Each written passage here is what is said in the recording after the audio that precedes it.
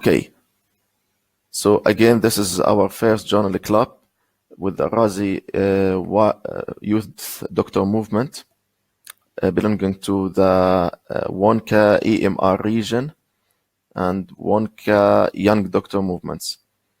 Welcome everybody. I am Anas Almohtaseb, family doctor specialist from Jordan. So to go directly to the topic, our study is prophylactic antibiotics in the prevention of infection after operative vaginal delivery, ANODE, a multicentre randomised controlled trial. So this trial was written, or the author is Professor Marian Knight and his colleague.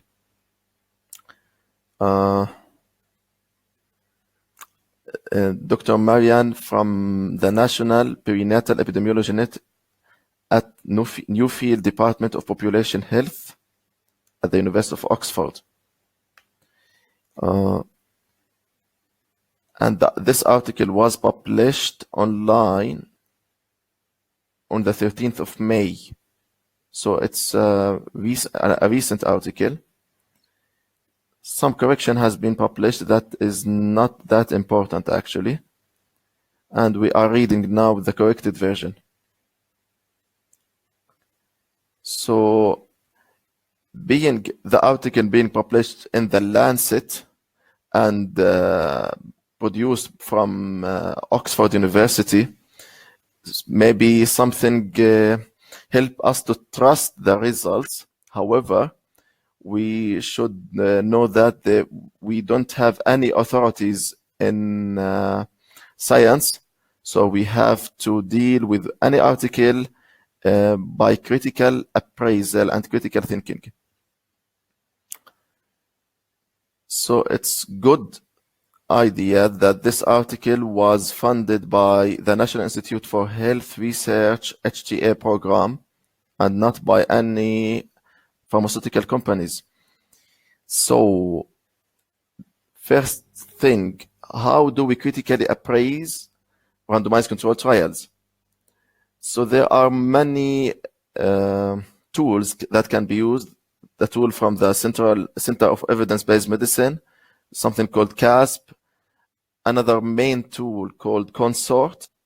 Anyway, I preferred a simplified version of Consort, let's say, or all of these, written from this book, Evidence-Based Medicine Toolkit. So generally, we critically appraise any study by 3 steps: checking its validity, importance, and applicability. So the first of all, we have to go through the validity questions of any study. The validity questions related to randomized controlled trials are these 9 questions. These are the main points that we have to concentrate on. I must to say that I will present the idea over 30 minutes or less. Then I will open the space for a discussion through chatting. So the first thing to be done in reading any article is to analyze its question. And the question usually can be derived from the title, abstract, or by the last paragraph of the introduction. So here, the title said, Prophylactic Antibiotics in the Prevention of Infection After Operative Vaginal Delivery, a multicenter randomized controlled trial. So the methodology that we summarize the question is the PICO format, the population, operative vaginal delivery, and the intervention is prophylactic antibiotic, and the outcome of interest is to prevent infections after the delivery. So this is very simple, very clear from the article, from the title itself. Even so, if we go through the summary, we can find it by the last sentence of the background in the summary. To be more clear, I went to the last paragraph of the introduction. They say that given the insufficient evidence of benefit of antibiotic prophylaxis after operative vaginal birth, we therefore did a randomized control trial to investigate whether a single dose of prophylactic amoxicillin and clavulanic acid was clinically and cost-effective for preventing confirmed or suspected maternal infection and other maternal outcomes. I think the question is very clear, but I want to clarify it using what is called gate frame. This is produced by Professor Rod Jackson from Auckland University at New Zealand. So he used this graphical tool to summarize the articles. So we have the participants, exposure group, comparison group, and outcomes, plus the time frame. So we want to hang the article or the study over this frame. What we have the participants from 27 UK obstetric units, pregnant ladies aged more than 36 weeks gestation, their age 16 years and more, and they underwent post-operative vaginal delivery. Operative vaginal delivery by vacuum or forceps. So the experimental group got single dose intravenous amoxicillin and clavulanic acid, while the comparison group took placebo, which was normal saline. The outcomes of interest, confirmed or suspected maternal infection. Later on, they added the cost as one of the outcomes, and the duration of the study over 6 weeks. Over 6 weeks, the duration of puerperium. So this question, classified as prevention question and randomized control trial, is the best type of evidence to answer such a question. Our role now is to check whether the study satisfies the good validity of randomized control trials or not. So before continuing, they summarize the rationale behind doing this research. They say that according to a Cochrane systematic review published in 2014, prophylactic antibiotics reduce infection post-cesarean sections. However, till now, the WHO doesn't recommend the use of prophylactic antibiotics for operative vaginal delivery. Till now, post-operative vaginal delivery, there is low quality evidence saying that there is no difference if you give prophylactic antibiotic or not to decrease the infection post operative vaginal delivery. For this reason, they are conducting such a study. It's important to notice that they have used a thorough research methodology, literature review methodology, and based their question upon a systematic review that is a recent one conducted by Cochrane collaboration in 2017. The best thing actually to build your question upon a good systematic review, which has been done in this study. Now, let's go more in details regarding the eligibility criteria or exclusion criteria. This slide was taken from the appendix.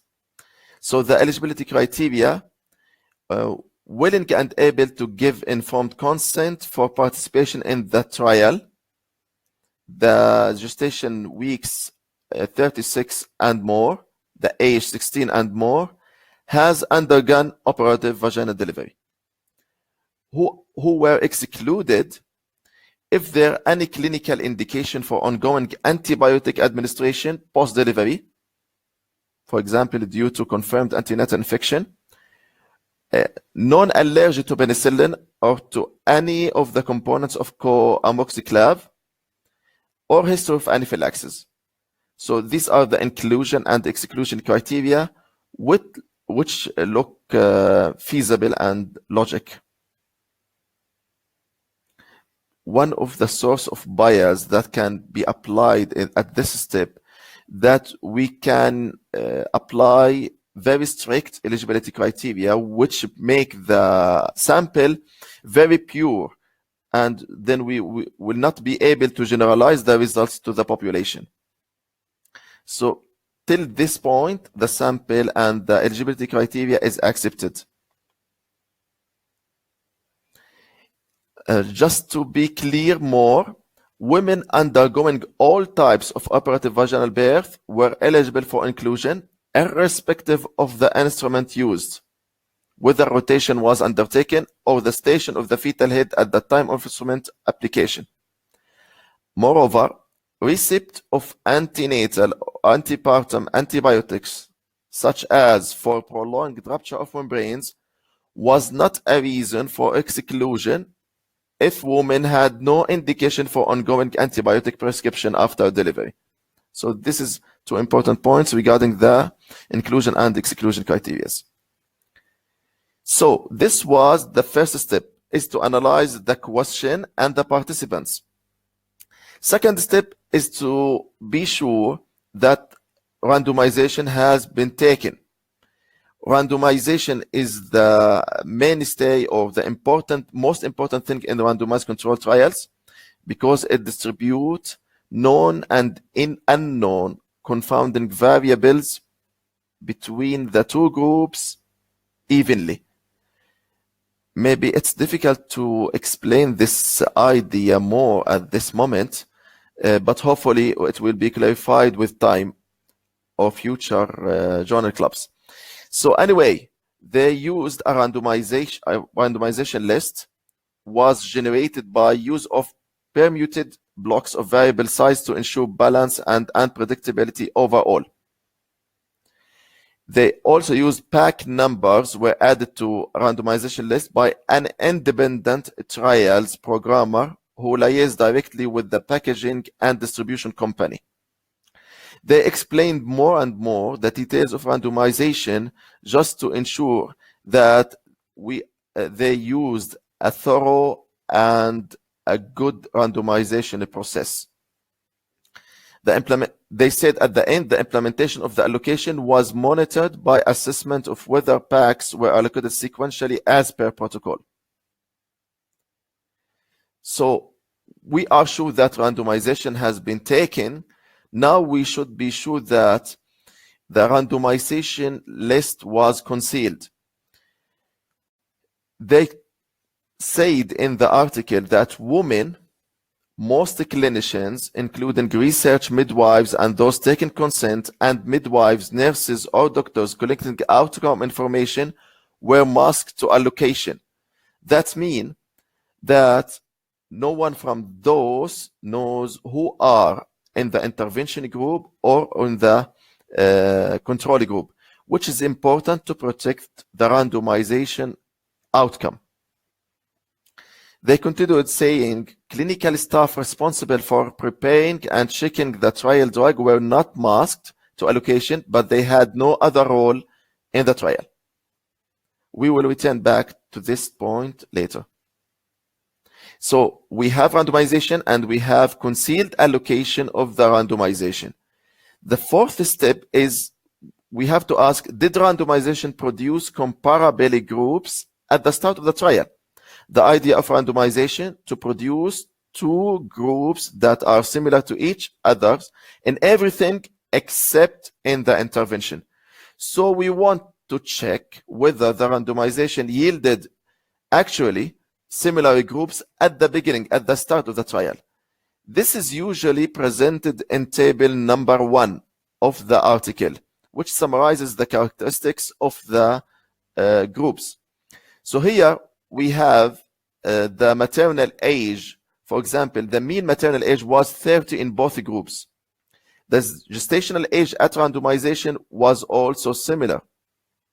The ethnicity most of the ethnicity, the percentage were white, 84% white from the intervention group, while 87% from placebo group. The difference is not that much. Regarding the body mass index, also the mean body mass index was the same, 25. Twin pregnancy were almost the same. Any previous pregnancies, we can find also 23% to 22% of the pregnancies in both arms, 23% of both arms were second pregnancies, which means most of the sample were women in their primary first pregnancies. This information is important later on in the applicability of the results of the study and generalizability of it. Any previous cesarean section was there in 8%, about 8 to 7%. Previous episiotomy, the same almost. T rupture of membrane, what happened in almost all of the sample before delivery, 99% in both arms. Let's continue. Table number 1. Labor induction done in about 50% of both groups. Actual mode of birth, forceps was used in 2/3 almost. Vacuum was used on about 1/3. Reason of instrumental delivery, failure to progress and fetal compromise, 50% for each almost in both groups. One important point is episiotomy in current delivery. It was conducted in about 90% for both groups. Also, this piece of information is important later on in the applicability of the results.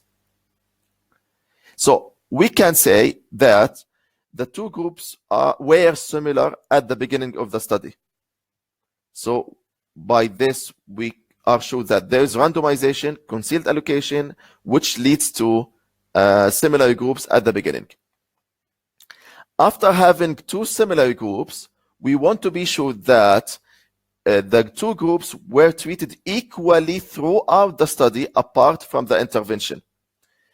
What was the intervention? What was the procedure?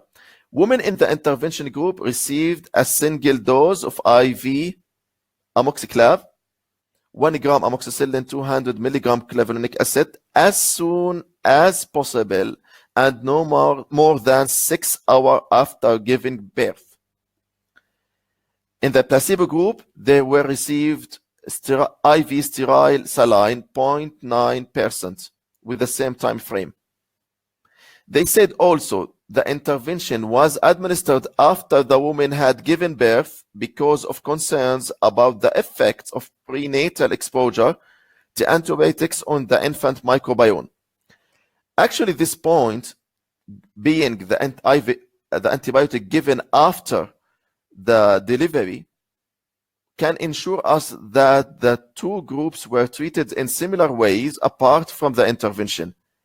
Moreover, they said in the results that the median time of giving or providing the antibiotic was 3.2 hours, while the median time for providing the saline was 3.1, which is almost the same. So generally, we are sure that the two groups were treated equally apart from the intervention. After that, we have to check that the researchers were blinded, especially during the outcome measures. They told us that most of the clinicians, midwives, and those doctors collecting outcome information were masked to allocation and blinded. However, clinical staff responsible for preparing and checking the trial drug were not masked to allocation, but they had no other role in the trial. Okay, let's continue. What is the outcome measures and whether it's blinded or objective? The primary outcome was confirmed or suspected maternal infection within 6 weeks of delivery. Let's clarify in this slide. It's clearer maybe. This also taken from the appendix. Primary outcome, confirmed or suspected maternal infection within 6 weeks of delivery as defined by one of, first, a new prescription of antibiotics for presumed perineal wound related infection, endometritis or uterine infection, UTI with systemic features, or other systemic infections. So giving antibiotic for suspecting or confirmed infections related to these disorders. Another primary outcome, confirmed systemic infection on culture. The third, endometritis as defined by US CDC.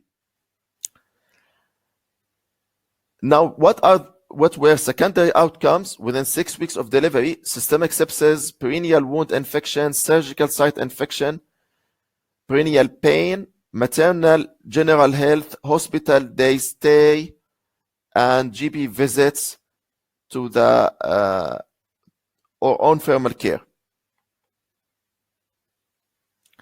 Okay, how the outcome was measured?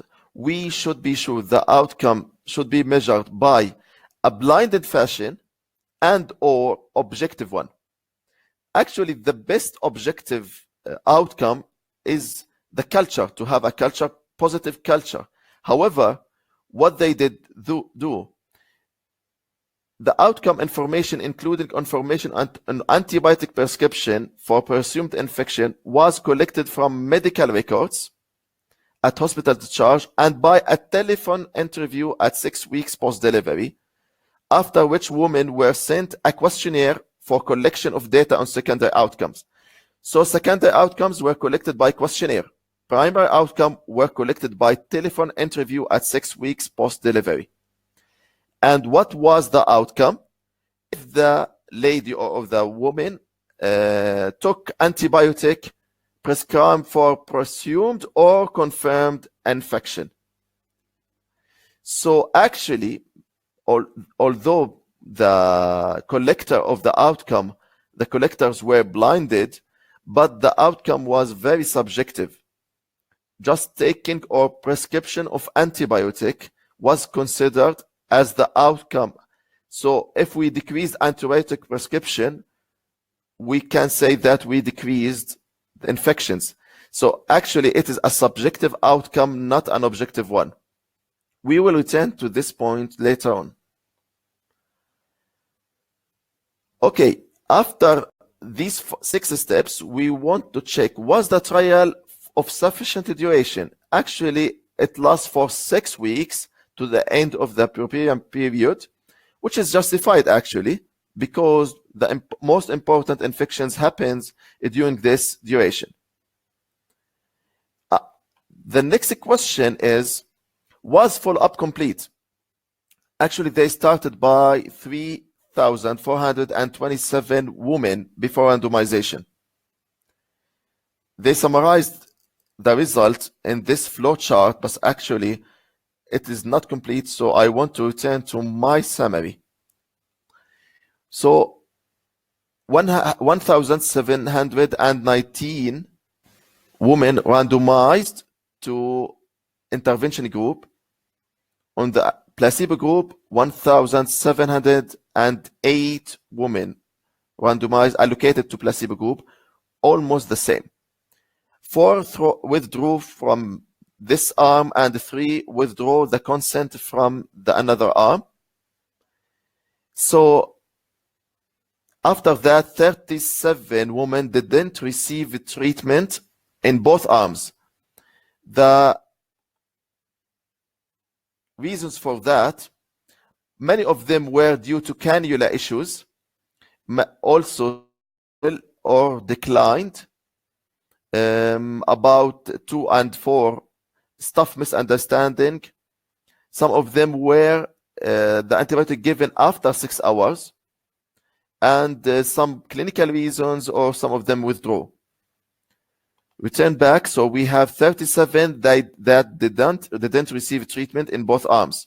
So we have 1,678 received treatments in the interventional group, and 1,668 received the placebo. Now, regarding the outcome data, primary outcome data, we have 59 missing primary outcome data in the interventional group and 62 missing primary outcome data in the placebo group. So we have about 94% of the sample population completed the primary outcome data. So we, on both arms, we have a dropout of 6%, which is actually accepted. Any study, we can expect a dropout. The accepted ratio of dropouts is less than 20%. This is by convention. So we have a very few dropouts, which is 6% from both arms. But when we go to the secondary outcome data, we can find that dropouts reach about 25%, in both arms, which make the result might be not significant, or at least we should take the outcome, the secondary outcome data by conservatively. The last question regarding validity is related to what's so-called intention to treat analysis. Actually, this means that the patient should be analyzed in the group to which they were originally assigned, even if they switched treatments during the trial. In fact, to apply this concept fully, we should have the outcome data for the whole sample, so we don't have any dropouts, which is not the case. In the case of dropouts, there is no agreement on the best way of dealing with this issue. One suggested way is to use the complete case analysis and to do sensitivity analysis regarding this. Actually, this idea, I took it from this book, if you can see it, User's Guide for Literature Review, Medical Literature, by Gordon Guyatt and his colleagues. In this study, complete case analysis done for the primary outcome. However, loss to follow-up is minimal and almost has no effect on the results. We can see here that the loss of follow-up is almost the same in both groups, and if you retained the same number of patients was missed in both groups, and if you return to the appendix, you can find that the characteristics of these missed out lost of follow-up women are the same of the total sample. So we can accept that this study has conducted intention to treat analysis in the accepted way. By these 9 questions, we can conclude or answer the question: are the result of, or are the study valid or not? Did it use a good methodology or not? Actually, we think that it used a good methodology, a large sample size with robust methodology. Maybe the main limitation is related to the subjective outcome of the primary endpoint. Now we will go to the importance briefly. We want to ask two main questions. What is the magnitude of treatment effect? And in this case, we calculate some terms: experimental event rate, control event rate, relative risk, absolute risk increase, relative risk reduction, and number needed to treat. These terms may be totally new for some of you. Don't worry, we try to simplify the idea as possible as we can. Also, we want to know how precise is the estimate of the treatment effect, to check the p-value, confidence interval, and to check statistical significance versus clinical significance. Let's check the primary outcome. This is table number 2. The primary outcome: confirmed or suspected maternal infection. See, so we have 180 women have the outcome in the experimental group, while we have 306 women have the outcome in the placebo group. So let's go to the calculations. If we divide 180 over 1,619, these are the number of women in treatment group who we have a complete outcome, primary outcome data regarding them.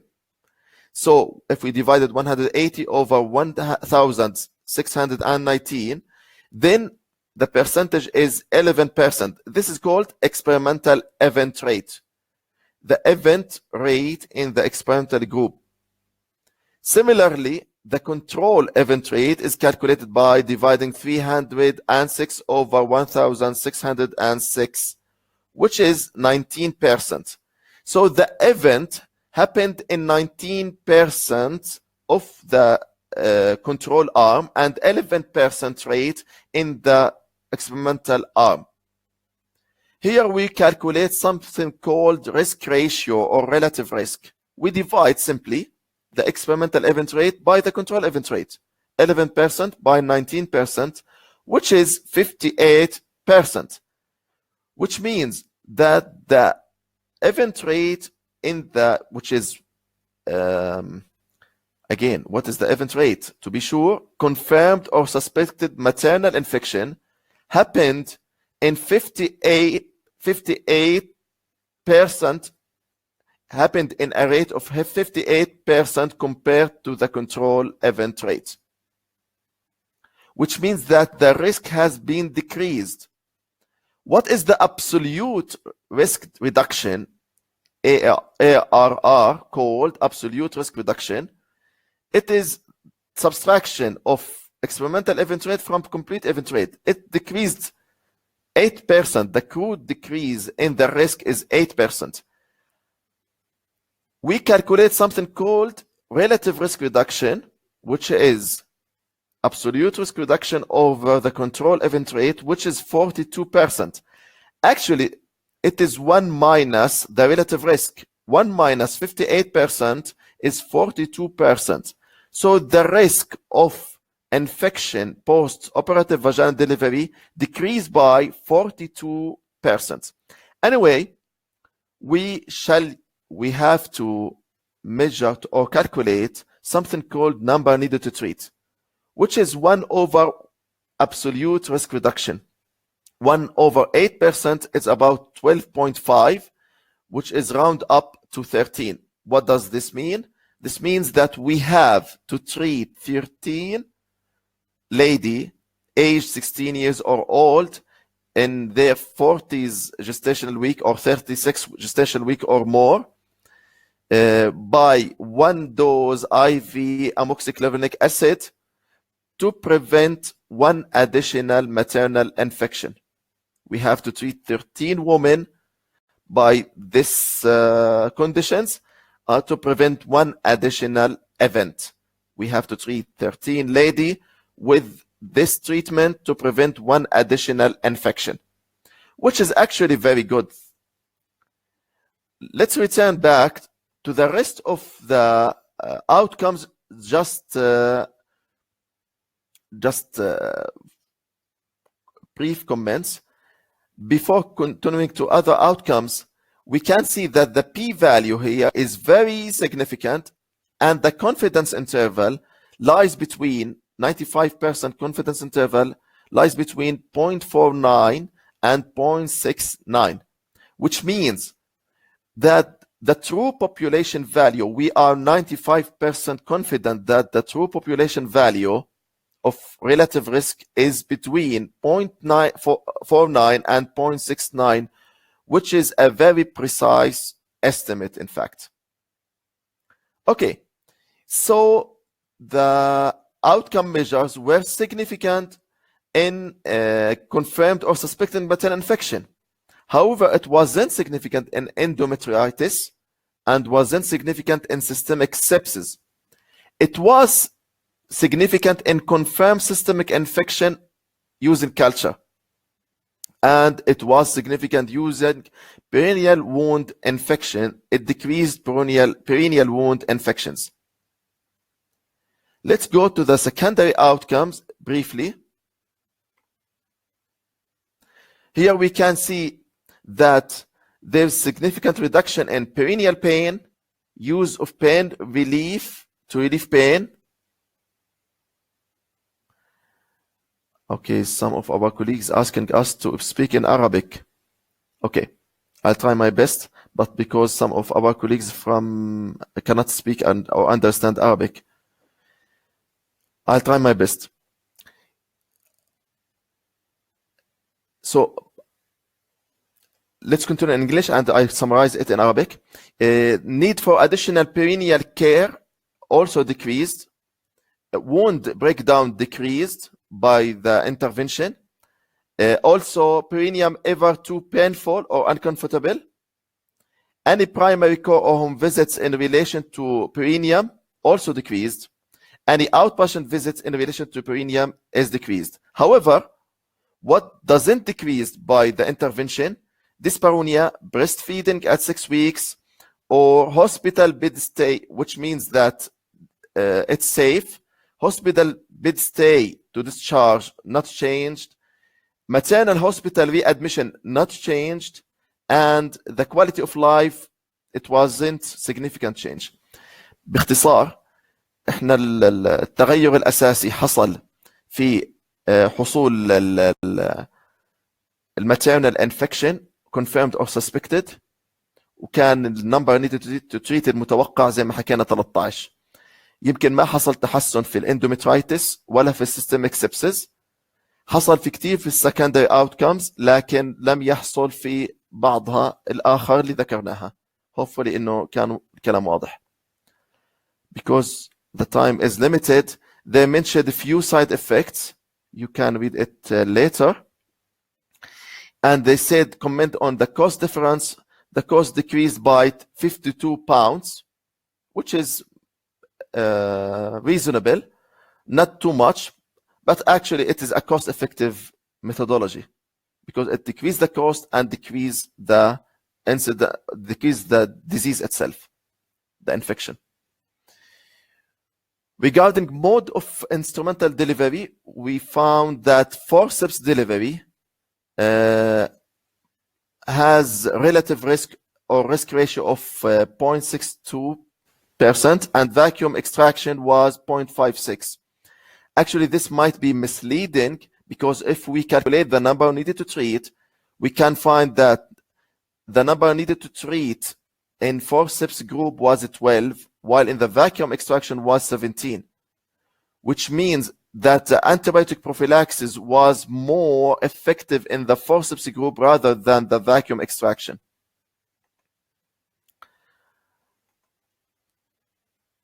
Okay, we will go briefly regarding the applicability to give space for some questions before closing. We have to ask some questions regarding the generalizability of the results to our populations. So first question, is our patient so different from those in the study that its result cannot apply? Is the treatment feasible in our setting?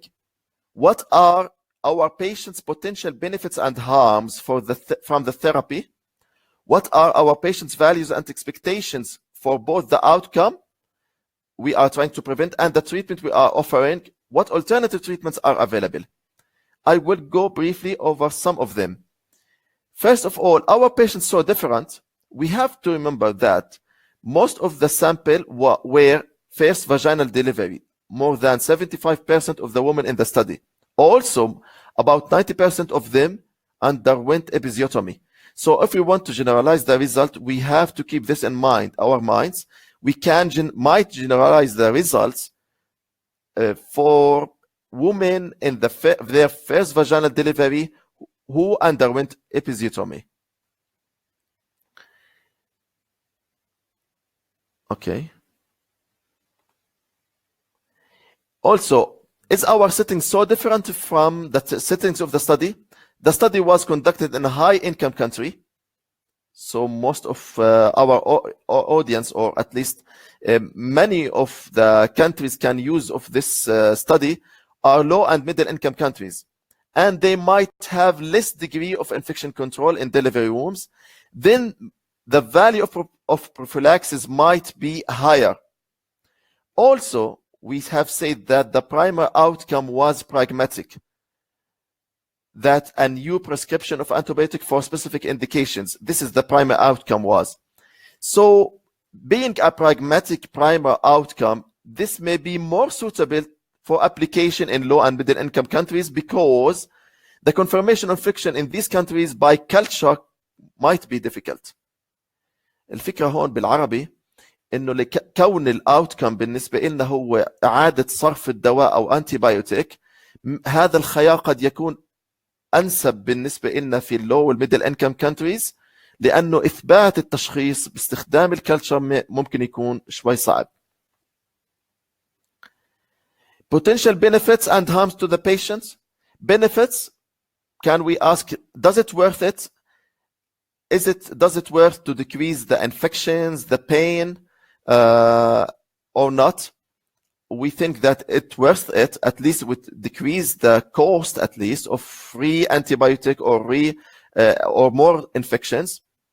But also we have to balance the harms. What about the side effects to the newborn? Nothing was given regarding this.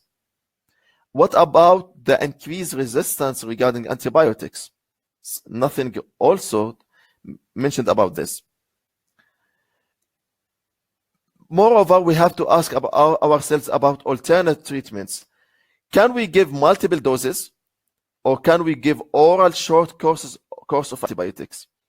I think in our countries, maybe normal vaginal delivery, even normal vaginal delivery are given course of antibiotics, not just instrumental antibiotics and instrumental deliveries. So actually, in our countries, maybe obstetricians and gynecologists may be more supported by a strong evidence to prescribe antibiotics for women undergoing normal or instrumental vaginal deliveries.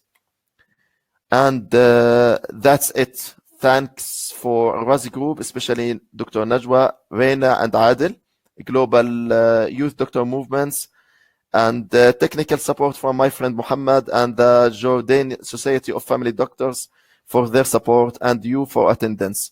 Is there any question within 5 minutes, please? You can type your questions.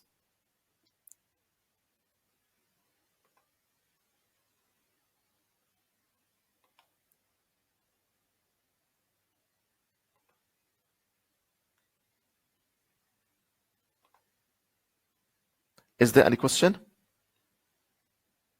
So we have some of our attendees have left the room.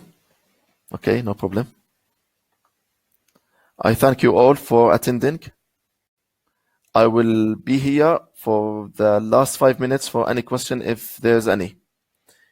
When do we consider number needed to treat significant? Dr. Inas asking. Okay, if the result is significant, then it is the number needed to treat is significant. However, the lower the number needed to treat, the better.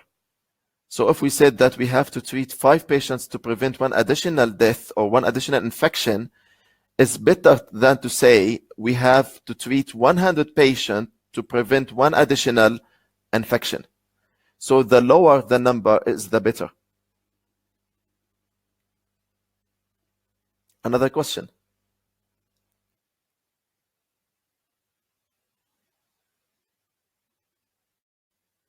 Hopefully the presentation was clear.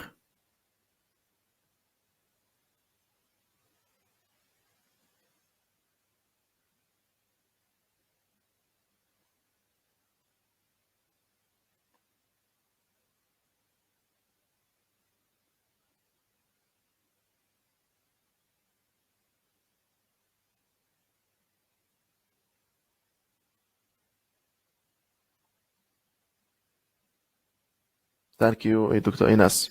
Any further questions?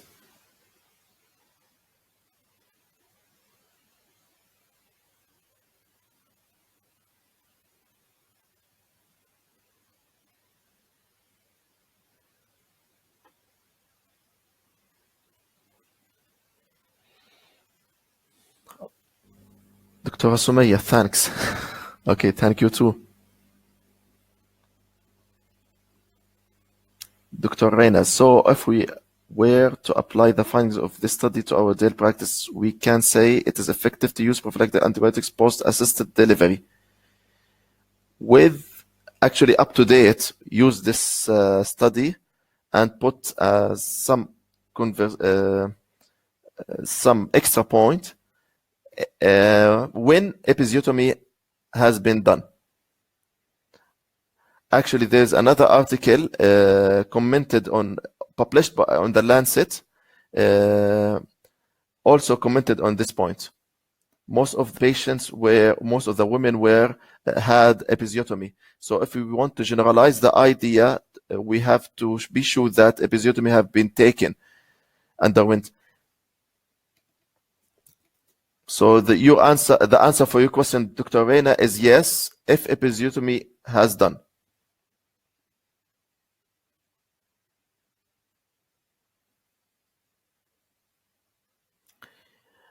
So here in the cost effectiveness, actually, it's a very simple cost effectiveness analysis because it's effective and lower cost. So it's for sure it's very good.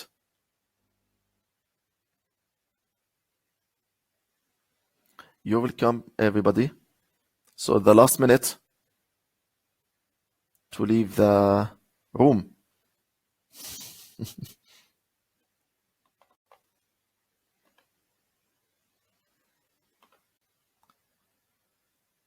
So thank you everybody for attending, and hopefully we will meet next time with better situations, with better settings next month, hopefully, and with other colleagues from Al-Razi group. So thank you all, and thank you, Dr. Noha, and see you later, inshallah.